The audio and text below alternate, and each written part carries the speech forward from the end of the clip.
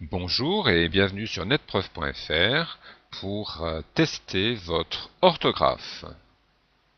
Vous allez répondre à 20 questions sur l'orthographe du français. Vous pourrez compter vos points. Si vous le faites à plusieurs, vous pourrez ainsi comparer vos performances. Alors, c'est parti. Première question. Choisissez la bonne orthographe. A, il est français, ou B, il est français, avec une majuscule. Alors ce petit symbole vous montre que la correction va arriver. Voici la réponse. A, il est français. Donc on utilise la minuscule ici pour l'adjectif, c'est seulement pour le nom désignant l'habitant que l'on met la majuscule. Nous passons à la deuxième question. Donc choisissez A, c'est un français, ou B, c'est un français avec majuscule. Alors voici la correction. C'est B, c'est un français. Nous passons à la troisième question. À vous de choisir. Voici la réponse. B, il a les yeux bleus, avec S à l'adjectif bleu. Alors, nous passons à la quatrième question. À vous de choisir. Et voici la réponse. A, il a les yeux bleu clair. Ici, en fait, comme il y a une précision sur la nuance de l'adjectif de couleur, donc les deux adjectifs sont invariables dans ce cas-là. On a la même chose pour bleu marine, par exemple, vert émeraude, etc. Alors, passons à la cinquième question. À vous de choisir. Voici la réponse. B. Tu manges trop. Bien sûr, ici, on a un présent de l'indicatif, donc à la deuxième personne du singulier, terminaison pour un verbe en ER en ES. On continue. À vous de choisir. Voici la réponse. A. Mange ta soupe.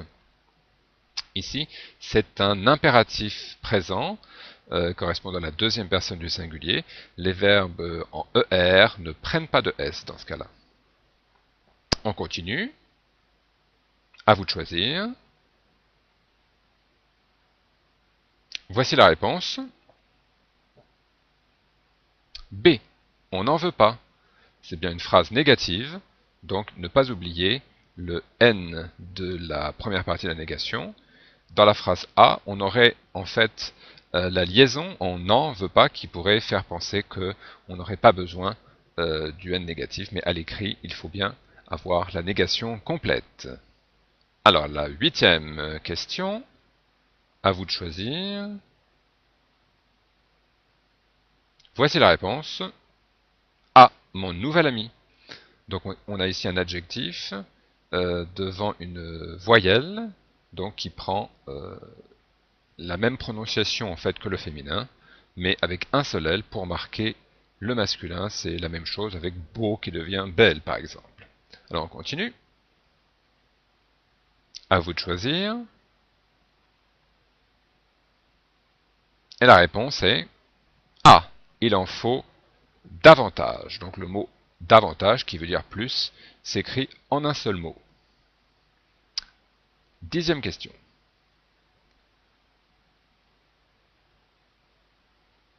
Voici la réponse. A. Il se promène. Il s'agit bien ici d'un verbe pronominal, donc avec l'orthographe SE et non pas CE qui se trouve devant un nom, ce étant un démonstratif.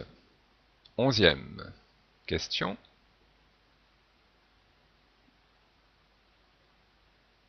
Et voici la réponse. A. Les Champs-Élysées avec S et non pas Z. Douzième question. Voici la réponse. A, il a raison. Ici, A est bien le verbe avoir et qui ne prend pas d'accent contrairement à la préposition à. 13e question. Alors, voici la réponse. B. J'ai passé une bonne journée. Ici, on a bien le participe passé après l'auxiliaire avoir, qui va se terminer par E accent aigu pour le verbe passer. On continue.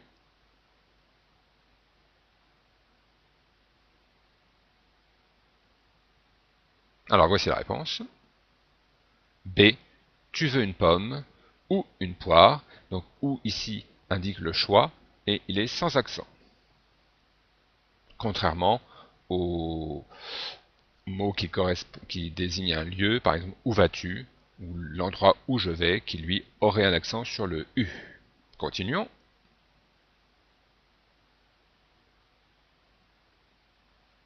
Alors voici la réponse. B.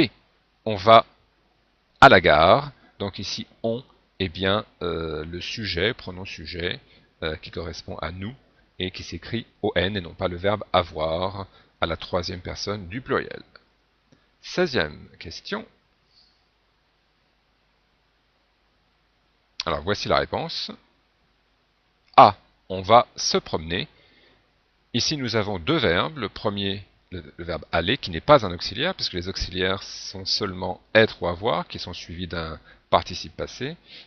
Ici c'est un verbe suivi donc d'un infinitif. Lorsque deux verbes se suivent, le deuxième est un infinitif, donc ER ici. Ensuite, 17e question. Voici la réponse. A. Il m'a parlé. Donc on a bien un verbe ici au passé composé, avec le pronom complément me qui devient M' devant une voyelle et non pas le possessif ma qui se trouverait devant un nom, par exemple ma pomme, ma table. Alors on continue. 18e question. Alors voici la réponse. B. D'accord, mais à condition, j'ai oublié le A ici, à condition que j'ai de l'argent. Alors pourquoi AIE? Parce qu'en fait ici, à condition que est suivi du subjonctif, et donc que j'ai AIE, eh bien le subjonctif présent du verbe avoir. 19e question. Alors voici la réponse. B. Ils s'y sont rencontrés.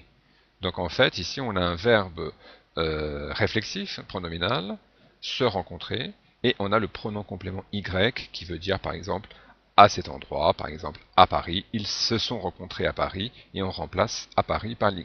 À ne pas confondre avec SI qui exprime notamment la condition, par exemple si j'étais vous, etc. Et nous arrivons à la 20e et dernière question.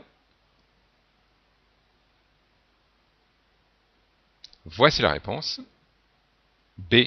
On a beau le raisonner, il fait ce qu'il veut. Donc il fallait choisir entre deux homonymes, deux mots qui se prononcent de la même façon, mais qui ne s'écrivent pas pareil parce qu'ils n'ont pas le même sens. Ici on a le verbe raisonner qui vient de raison, donc autrement dit discuter avec quelqu'un, le persuader, et non pas l'autre proposition, raisonner, quand il y a de l'écho par exemple, et le son se propage et on dit que ça résonne. Voilà.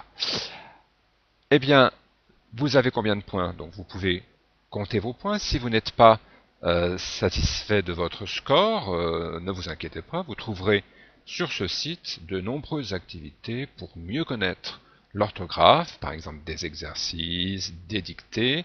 Vous pourrez ainsi refaire le test et sans doute améliorer votre résultat.